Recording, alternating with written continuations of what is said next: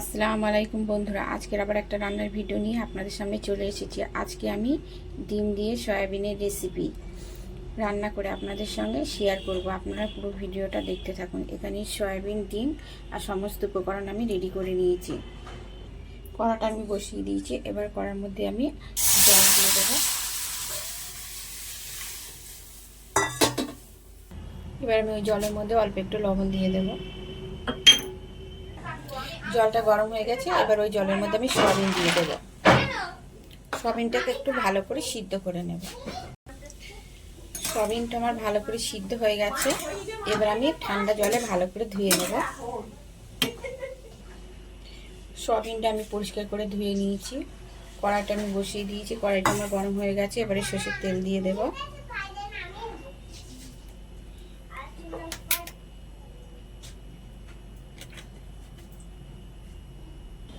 তেলটা আমার গরম হয়ে গেছে। এবারে পেঁয়াজ বাটা দিয়ে দেব।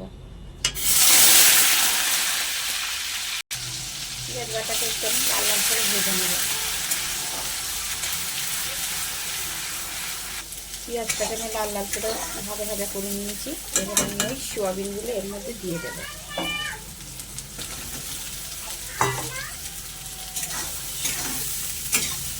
সয়াবিনটা পেঁয়াজটাকে একটু ভালো করে ভাজা ভাজা করে নেব। এর মধ্যে দিয়ে দেবো অল্প একটু লবণ, অল্প একটু হলুদ গুঁড়ো দিয়ে এটাকে আমি একটু ভাজা ভাজা করে নেব। সয়াবিন আর পেঁয়াজটা আমি একটু হালকা করে ভাজা ভাজা করে নিয়েছি। এবার এর মধ্যে দিয়ে দেবো ডিম। ডিমটা আমি ভেঙে নিয়েছি। সয়াবিনের সঙ্গে ডিমটা আমি ভালো করে ভাজা ভাজা করে নেব।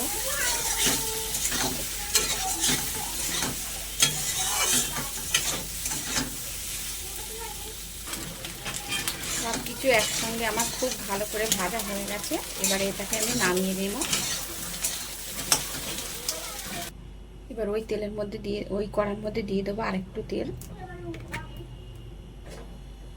এবার আমি ওই তেলের মধ্যে দিয়ে দেবো পেঁয়াজ, এলাচ, দারচিনি, লবঙ্গ আর পেঁয়াজ কুচি। এটাকে একটু ভাজা ভাজা করে নেব। পেঁয়াজটা আমার ভাজা হয়ে গেছে। এবারে দিয়ে দেবো আদা রসুনের বাটা। আদা রসুন বাটাটা একটু ভালো করে ভাজা ভাজা করে নেব যাতে গন্ধটা চলে যায়। হলুদ গুঁড়ো, লাল লঙ্কার গুঁড়ো, সানরাইজ লঙ্কার গুঁড়ো, জিরে ধনে একসঙ্গে গুঁড়ো, মিট মশলা,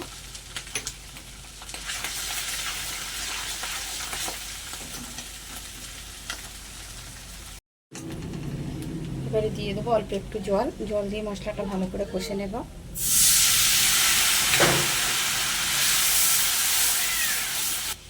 দিয়ে দেবো স্বাদ মতো লবণ। মশলাটা আমার খুব ভালো করে কষানো হয়ে গেছে। এবার ভেজে রাখা সয়াবিনগুলো আমি দিয়ে দেবো। দিয়ে একটু ভালো করে কষে নেব।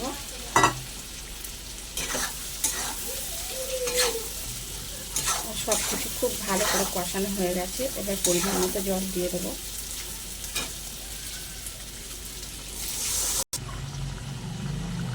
কটা গোটা লঙ্কা,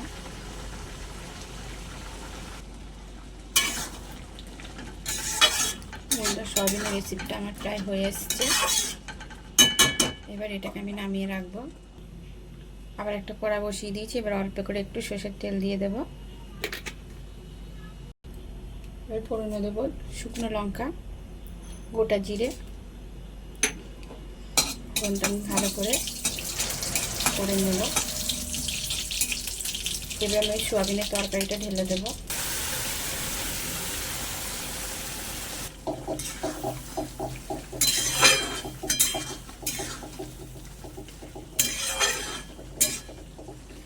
উপর থেকে একটু গরম মশলা গুঁড়ো ছড়িয়ে দেব। বন্ধুরা, ডিম দিয়ে সয়াবিনের রেসিপি আমার একদম রেডি। আমার রেসিপিটা যদি আপনাদের ভালো লেগে থাকে তাহলে অবশ্যই লাইক, কমেন্ট এবং সাবস্ক্রাইব করবেন। সাবস্ক্রাইব করে বন্ধু হয়ে পাশে থাকবেন। এই গরমে সবাই সুস্থ থাকবেন, সাবধানে থাকবেন, ভালো থাকবেন আর বেশি বেশি করে জল খাবেন। ধন্যবাদ।